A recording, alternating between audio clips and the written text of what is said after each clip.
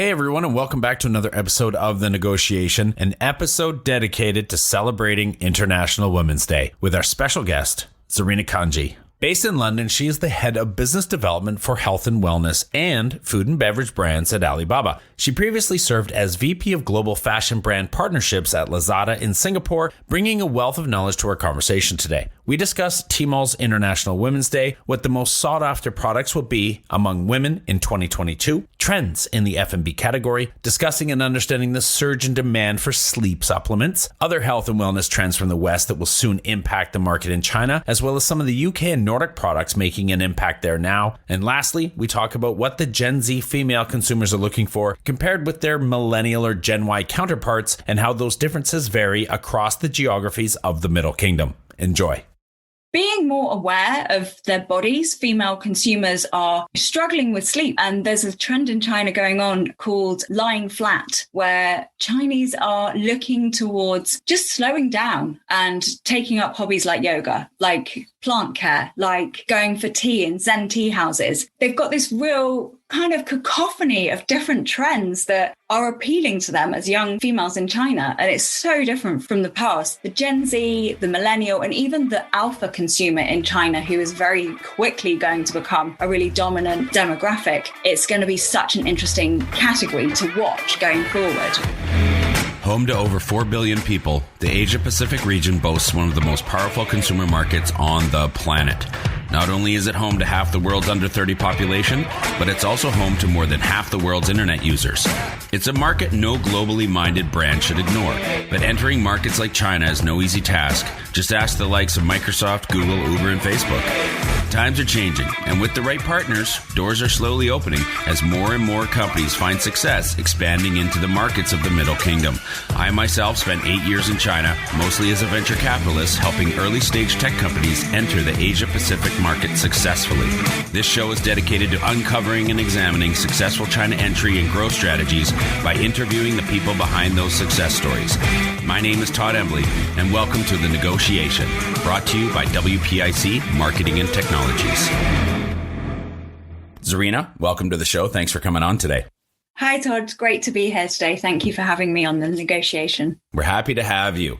If we could get maybe a quick introduction of you and how you came to work for Tmall and be involved and became an expert in the e-commerce space in China. Absolutely. So my background's actually in fashion. So I studied fashion and was a buyer for around 10 years.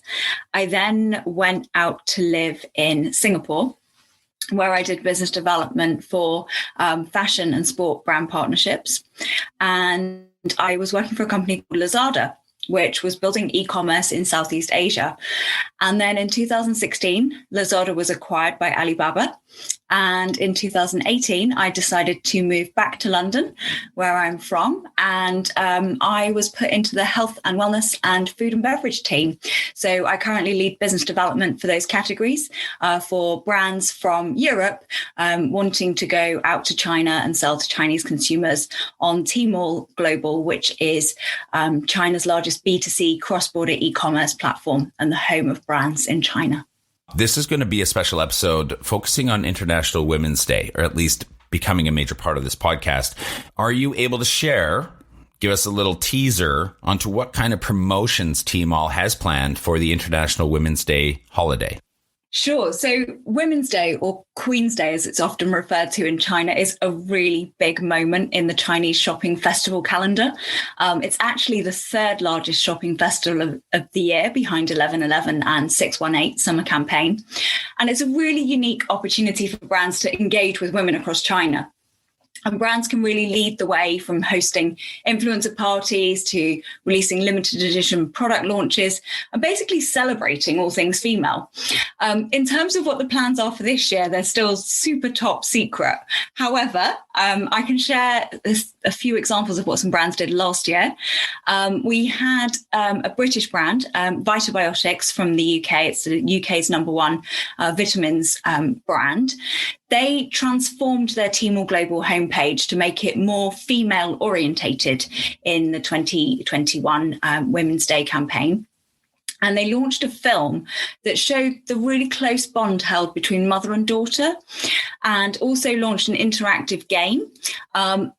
and then launched a special mother-daughter 3/8, so Women's Day, festival vitamin bundle. So it's really tapping in to the Chinese consumer growing demand for uniquely packaged, limited edition goods with a real female focus on the content. Next, the second example would be the Bottle Club, which is a seller of alcohols in the UK. They have a Tmall global store. They held an influencer party at the Sofitel in Shanghai to promote the Rosé and Sauvignon Blanc ranges from California-based Dow Vineyards. So what they did was create some really unique video content to educate female Chinese consumers about Dow Vineyards and about the story that was broadcasted at the event. So it became an experience, but also educational and really fun, because all of the influencers were all the women gathered there together, having a really great evening. And then finally, we went fully educational using key opinion leaders with beauty tech brand Current Body. They are most famous for their LED face mask, which completely transforms your skin. So what they did was engage with 50 different key opinion leaders who could explain to the female consumers the benefits of using their LED technology to transform the skin. And that meant that they were being able to be educated, and women could engage with that product, learn all about how it works before they purchase. And that's a really common behavior in China, is that consumers want to really thoroughly understand the brand and the product and how to use it, the science behind it, and the efficacy before they make a purchase. So really interesting ways of engaging women on Women's Day. And we expect to see much more of this in the 2022 campaign. That's a lot of research. There's a few things I wanted to touch on in what you just said there. One, I'm very curious what it takes, and I know you're not a UI designer, so I won't ask you about this, but to create a page that is more female oriented. That is almost an entire podcast I'd like to dive into with a UI designer, of how they're doing that, what they're doing, whether it's color schemes or I'm assuming the products being shown on the page are more female oriented as well. But that's really interesting. I also want to touch on real quick for people unfamiliar. The reason we're using numbers when we talk about holiday specials is, if you hadn't guessed, they refer to dates. So Singles Day is November 11th because it's 11/11, and that's 4 ones, and those, it's a single digit in the whole thing. 6/18, that's June 18th. And then, as you referred to, International Women's Day, or as you said, Queen's Day, which I didn't know, thank you for teaching me something, is March 8th, or so they call it 3/8. So they will call these holidays or these shopping bonanzas by the actual number of the date, just using the month and day. 6/18, 3/8, 12/12, 11/11, just so our audience is familiar with what we're talking about there. It's easy when you know how. It is, and it's very simplistic, and I actually appreciate that. Can we maybe talk a little bit about what items maybe in the health and wellness space are really going to be top of mind? Perhaps you've got some data you're starting to forecast and start to understand just through search and whatnot. What are the items that are really going to be top of mind for female consumers in China in 2022? Absolutely. So some of the most top selling categories will include beauty supplements with a real focus on inner beauty, anti-aging, slimming, as well as preventative supplements. The China health and wellness industry is estimated to grow by 19% from 2020 to 2025, up to $145 billion US.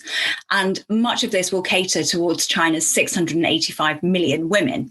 So 5 major trends, actually, that we are predicting to be really successful for Women's Day this year.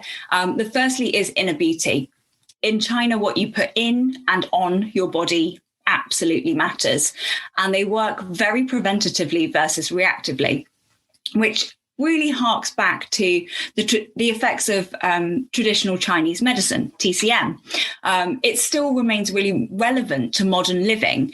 And many of the ingredients that are used in TCM are being increasingly found in beauty products as part of this beauty from within trend.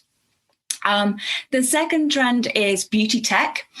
So I just mentioned Current Body earlier, but we also see that facial toning and skincare devices, they had a 45% year-on-year increase for the 618 festival in 2021. And one of the best examples we have is a brand called Smooth Skin. It's produced by a company called Sidon in Wales in the UK. And it's an IPL hair removal device. They've been working with Tmall and Tmall Global for 5 years now.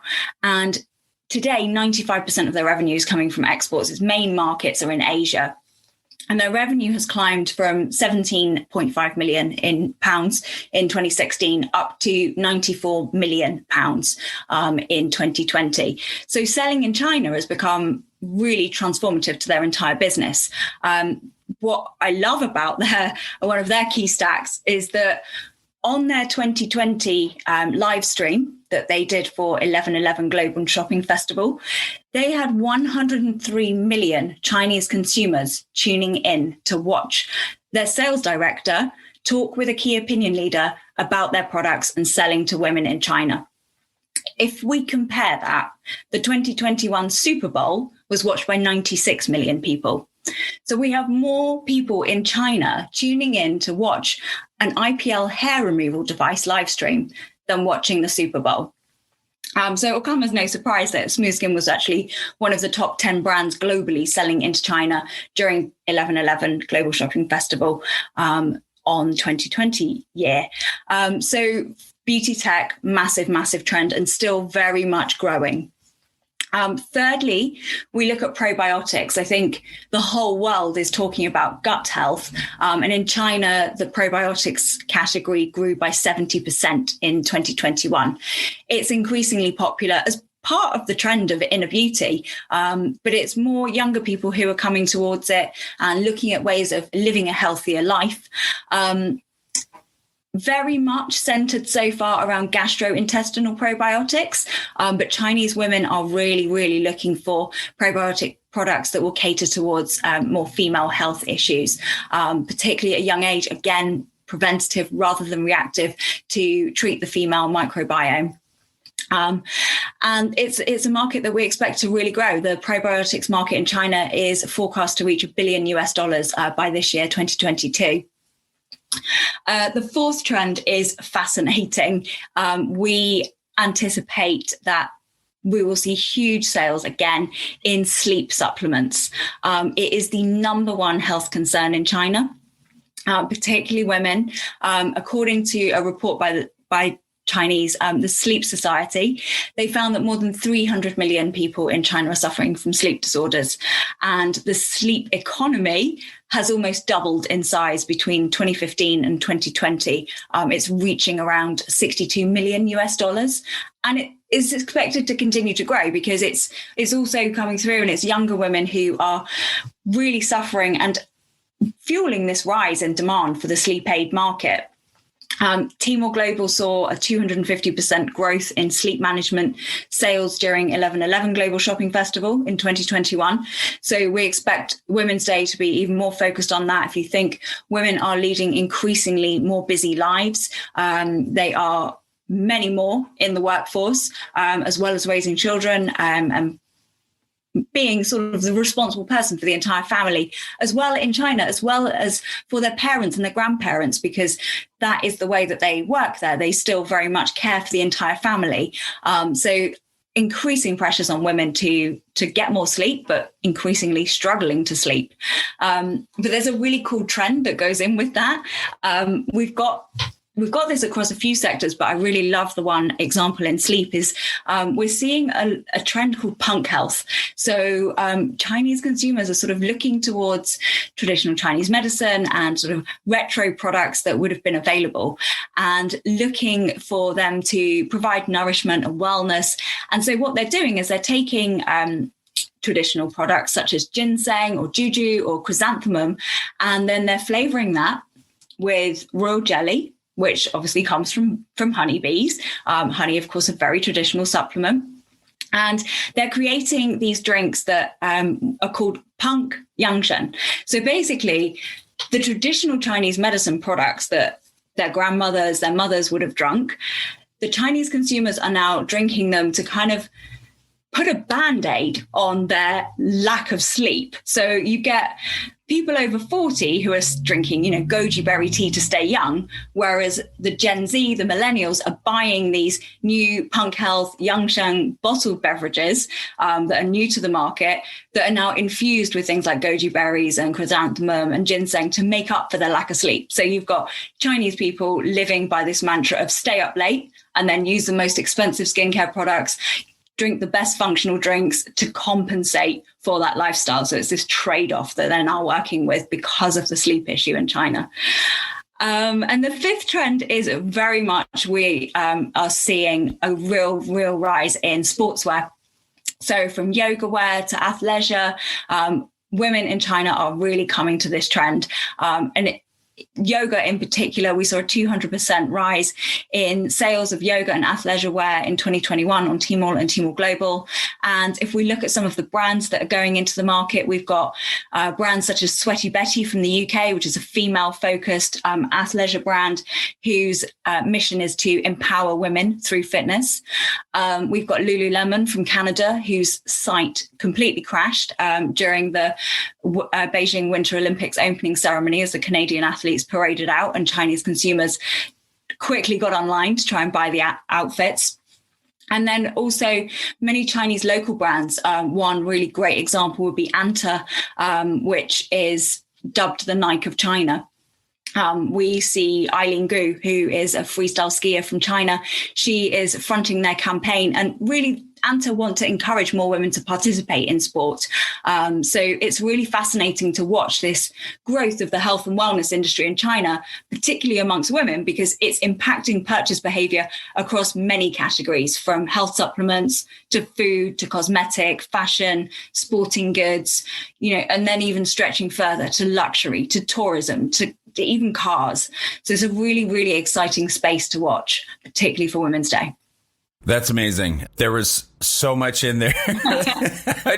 I'm like, I want to ask about that. I want to ask about that. That's China, right? We could talk about China for like a year and still not cover everything. Agreed. And honestly, a little bit disheartened to hear how much of a problem sleep is, especially when having lived in China, I know that women run the roost, right? That's the way that it operates in China, and women handle everything, and they also control the finances, which a lot of brands need to know when they go to China as well.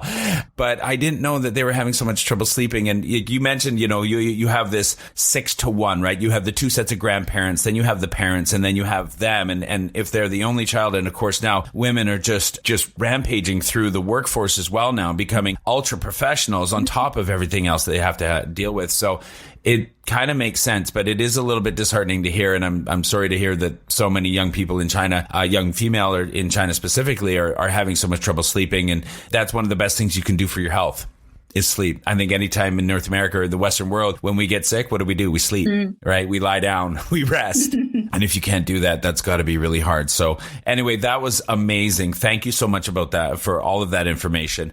Can I ask what kind of trends may be happening in the food and beverage space?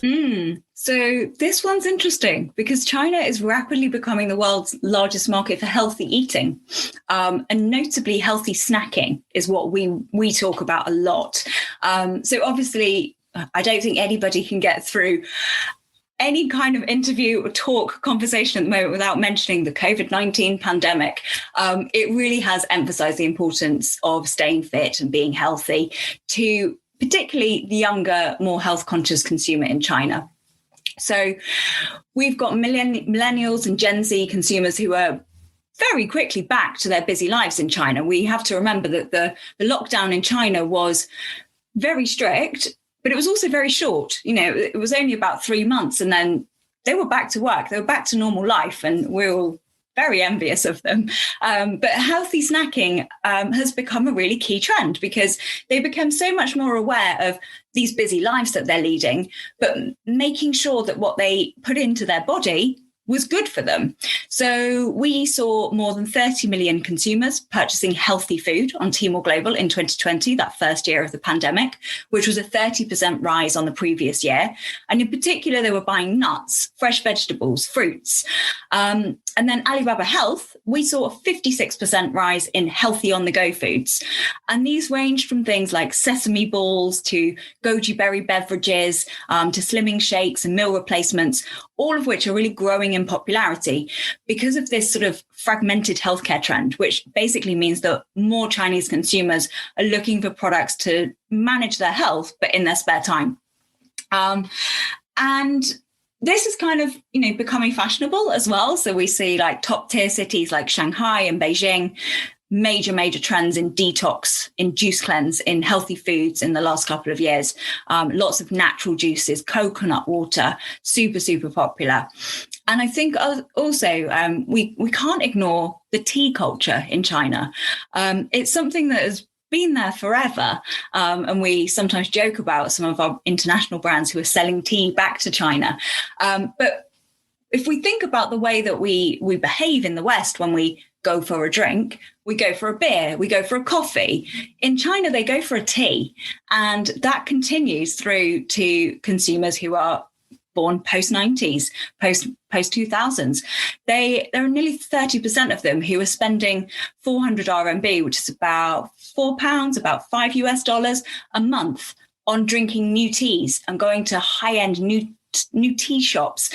And this trend of, the Zen tea culture, which has been in China forever, is really popular. And it's interesting in the way that Chinese consumers, particularly women, are coming to this, because taking time out of your day and going to a tea house is actually enabling you to slow down for a moment and to pause and to actually take a moment for yourself. And that's a really integral part of wellness as well. So we're seeing, again, those categories blending together in China and being led by women. That's awesome. Thank you so much. I mean, one of the things that we know is super popular in China, as we just talked about, is that sleep-focused supplements and products. I wanted to revisit that and maybe see if I could tease out a couple of options, a couple of reasonings, if we can try to explain that. Can I get your thoughts on why you think this has become so popular? Is it all driven by need? Or is maybe there's some want? People are seeing an opportunity. Yeah, I sleep okay, but I could always sleep better. Do they understand the power of sleep? As I was mentioning before, do they feel the same way? Do they have that same cultural opinion on how important rest is? And what are customers telling you in the brands that you work with about this sleep-focused supplements and products trend? So, yes. To answer your question, yes. Chinese and Asian consumers do have a really great importance on sleep. They understand it. So when I first moved to Singapore, I did a regional role. I used to travel around Southeast Asia.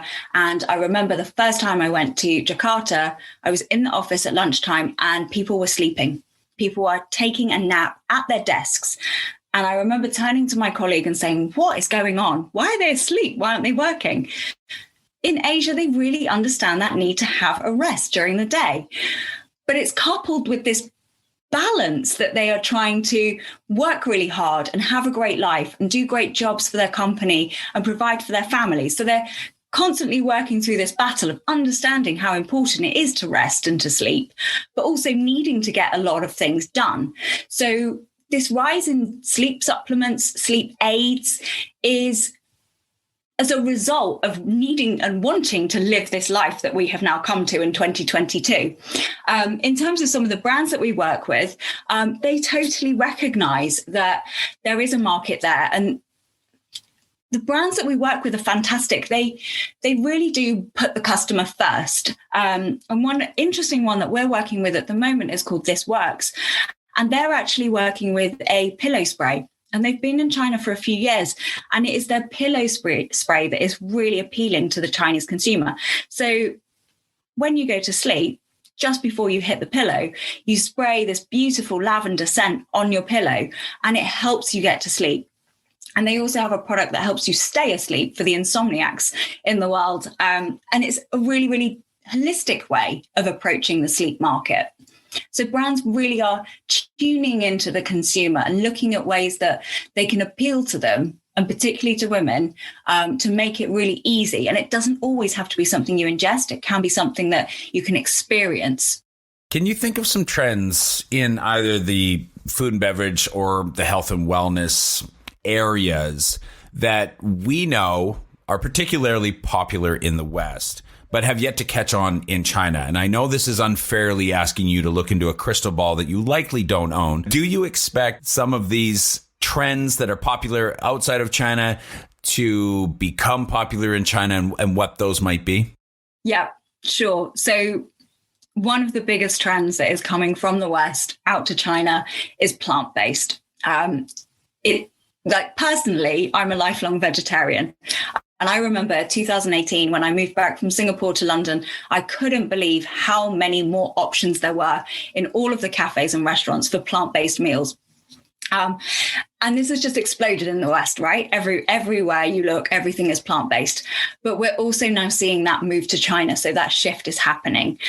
There's a real boom in plant-based milks, alternative milks, particularly amongst young people, because things like oat milk are seen as really healthy, low-fat alternatives. At Tmall and Tmall Global, plant-based milks are 24% of the entire beverages category. And the approach is different as well. Chinese consumers are not looking for an alternative to milk. They're looking for a nice tasting drink because they don't wake up in the morning and have cereal like we do. They consume foods differently. So they're looking for great tasting oat milks, almond milks, coconut milks to get that healthy beverage into them. And if we look at the success of Swedish brand Oatly, who have absolutely solidified their position in the China market with their products being available across 10,000 coffee shops in China because of their partnership with Starbucks, as well as Tmall flagship stores.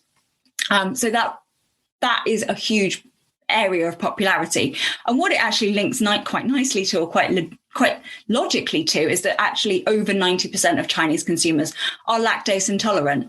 So that aids the rise in this trend towards veganism. And it's very much the same with plant-based meats.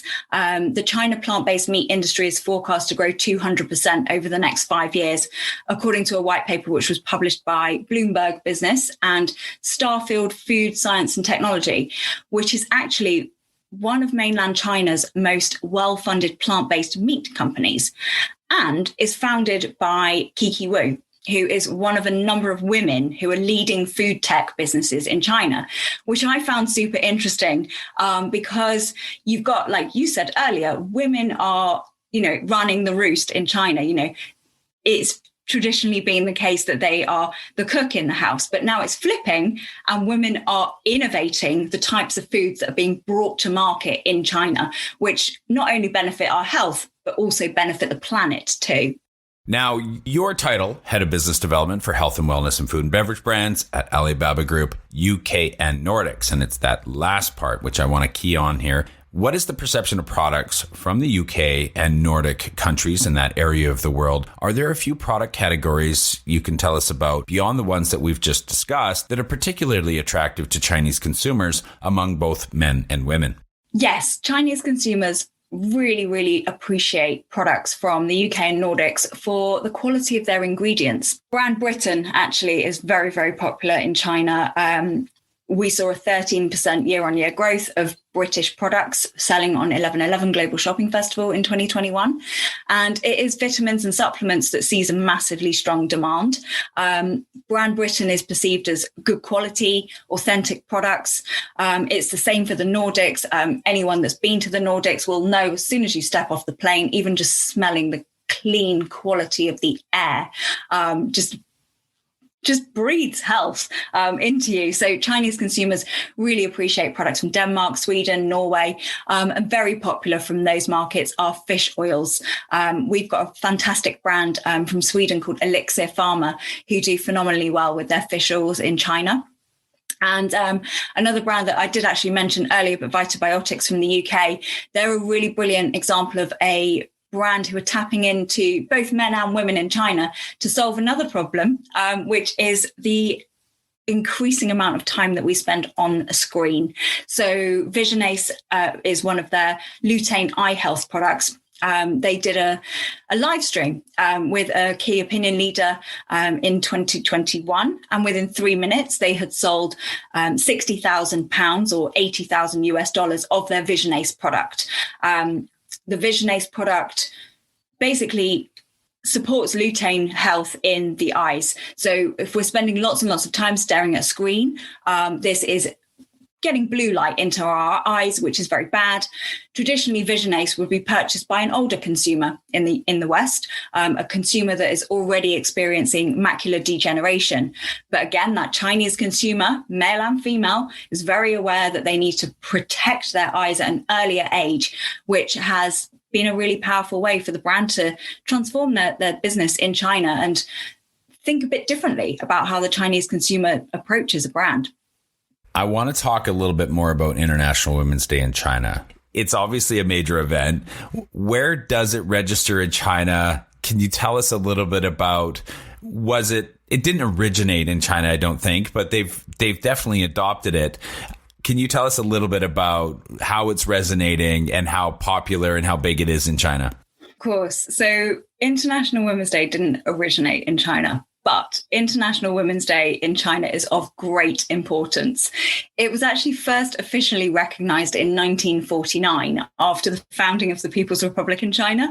And it is recognized as an official holiday for women in China. So females in China, they get half a day off.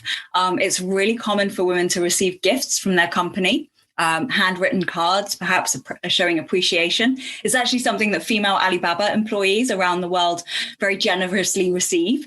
So the 8th of March in China is a huge celebration of not only women achieving in economics, politics, social, but it's a huge occasion for women to celebrate and to be celebrated. So like you found out there, it is an occasion for men to often show how grateful they are for the women in their lives. That can be their wives and their mothers. It's kind of, it combines all of these other celebrations within one day.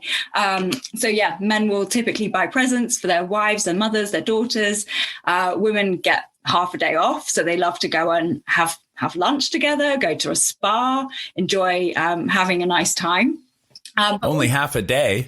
It's only half a day, but you know what? It's more than we get in the UK or Canada. So I guess we can't complain. They can't. They deserve half a month. Honey, I hope you're listening. But yeah, China and its celebration of International Women's Day is also a really big day for brands and consumers. Like we say, it's observed through gifting. So by having the 3/8, the March 8th campaign on our China retail marketplaces, Tmall and Tmall Global, it gives brands the opportunity to offer products that men can buy for women, but also women can buy themselves. Let's not forget how successful women are in China. China is home to 2/3 of the female billionaires in the world. So they can very much shop for themselves. And on this day, Women's Day, women are looking for things and they're being able to buy products that range from, basic female FMCG products right through to luxury fashion and cars and watches. There's many different things that women love to spoil themselves with on International Women's Day. It's a really important day in China and should be increasingly so in the rest of the world, I think. Yes, it should. It really should. I'm not sure there's going to be an International Men's Day coming along anytime soon, though. That's for sure. I wanted to touch on and potentially juxtapose the demographics of, let's say, the older consumers. And I'm not sure where that line in the sand should be drawn, but from the younger consumers. Now we know that a lot of brands in the West are seeing some gaudy numbers around the consumerism of the young Gen Z female consumers, and they're making sure and almost making a point of that product suite and their branding is resonating with that consumer group. Would you mind maybe telling us a little bit, about what do the Gen Z female consumers really care about in China right now? And how does that differ from their older counterparts? it's really important that brands are looking towards the demands of Gen Z, millennial, female consumers in China. If we take Tmall Global alone, around 70% of our consumers are female. If we look at the age demographics of consumers who are shopping on Tmall Global, 85% of our consumers are under 39. So that line in the sand as to what is an older consumer in China is 40 and above. So 85% of our consumers are under 39. 59% of those consumers are under 30. So it's really, really interesting that brands focus on that area, because that is the future consumer and that is the majority consumer today. I think we could talk for hours and hours about the difference between young female consumers and older female consumers in China. There are so many different elements. And I think the first thing to remember is that the Gen Z consumer today grew up digitally native. Their engagement with apps is super high. Consumers in China are spending 30 minutes a day with our China retail marketplaces alone. They come to us up to 9 times a day. And that is because of the amount of content that is available on our platforms. In China, shopping is all about discovery. It's about education. It's about entertainment. The customer journey is completely different to the West. We love to call it shop-attainment. And most recently, we've been hearing a lot about the metaverse and what that is opening up as this new reality for the Gen Z consumer who has known nothing other than shopping online, because the metaverse is blending this best of physical and digital shopping together. So brands really need to look at ways that are tapping into them, whether that's using AI, AR, avatars, different ways of engaging them constantly. And that ranges, of course, across the different sectors. If we look at Tmall in 2020, 80% of the top new brands were focused on female consumer needs. And again, it's that cross-category. Women are shopping and women have the ability to shop for themselves nowadays. The split, again, between older and younger is really interesting. One thing, when I was doing the research, I looked at the trend of dancing grannies in China. So there are meant to be around 100 million dancing grannies who do square dancing. And anyone that's been to China, I'm sure, will have seen this, particularly on a Sunday morning, Sunday afternoon. It's not just China, it's all of Asia. And it's this square dancing that kind of has roots in the Cultural Revolution in the 60s. And it's a really great way for older women to come out and, be active and be social and have a really good quality of life and enjoy themselves. But then we look at the younger consumer in China, particularly the young female consumer in China, for whom fitness and weights and yoga have become some of the hottest topics that they're searching on social media since the pandemic. We see that rise in people shopping for sportswear and athleisure products. We see women who in China weren't so into going to the gym. It's still a little bit of an intimidating environment. But through the pandemic, women were coming to the connected fitness apps, such as Keep in China, which has made fitness and working out and sport way more accessible to women. It's far less intimidating. And again, go back to the Olympics, Tokyo Summer Olympics last year and the Beijing Winter Olympics in 2022 have really thrust women into the forefront. And it's much cooler sports that are being taken up. So skateboarding, figure skating, skiers, snowboarders, they're really coming to the forefront and they're becoming super popular, and they're enabling women in China to engage with sport. So one example would be a really famous Chinese sports brand, X-Step, who are now sponsoring the Chinese breakdancing team. And it's really fantastic that we see also the China government getting behind sport in China. In 2015, they pledged to support football in China. And this year we saw the Chinese women win the Asia Women's Football Cup, which is a fantastic achievement. And it's brilliant that the whole country from a government level are supporting sport and changing the lives of young women in China vastly from what it was like for their even their mothers, but certainly their grandmothers. So there's a lot to do with activity and sport and health. But there's also a lot around, just being more aware of their bodies. Female consumers are, struggling with sleep, like we spoke about earlier. And there's a trend in China going on called lying flat, where Chinese are looking towards just slowing down and taking up hobbies like yoga, like plant care, like going for tea in Zen tea houses. So they've got this real kind of cacophony of different trends that are appealing to them as young females in China. And it's so different from the past. The Gen Z, the millennial, and even the alpha consumer in China, who is very, very quickly going to become a really dominant demographic, they are so different to their foremothers. And the importance that we place on International Women's Day, the importance on health, the importance on sport, and their ability to purchase and to engage is so different than it was for their mothers and grandmothers, that it's going to be such an interesting such an interesting category to watch going forward. May I ask, the term alpha consumer, I haven't heard that before. Can you tell me a little bit about who that is? The alpha is the under 18 today. So it's what we're going to get. So we've obviously had the Gen X, then we had the millennial, we've had the Gen Z. So next we're going to get the alpha. So these are your sort of teenagers right now who are obviously very soon going to become young adults and have their own finance and their own jobs and be able to start shopping and engaging with these brands. Across all these trends that we're discussing and these consumer categories and whatnot, are you seeing any differences between, and I want to dive into a little bit of geography differentiation. Okay. So the differences maybe between first and second tier cities versus third and fourth, the fifth and sixth, it goes on. If you could talk a little bit about the differences amongst those geography demographics. Yeah, this is a really interesting one. So Tmall and Tmall Global has historically always catered to the tier 1 and 2 cities. We have another platform called Cowler, which we acquired about 3 years ago. That traditionally catered to the tier 3 and 4 cities. But the pandemic shifted all of this.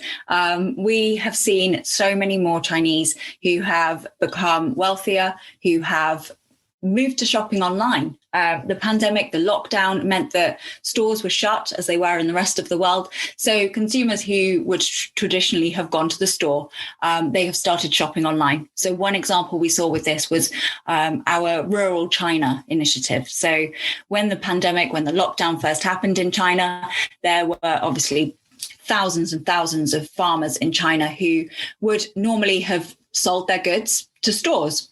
But of course they couldn't because the stores were shut. So Alibaba worked with them to set them up, set up Rural China farmers live streaming. So farmers were able to get hold of the technology, start live streaming from their farms, and obviously save their products, save their income, but also to provide products to those tier 3, 4 city consumers who would normally have gone to a store.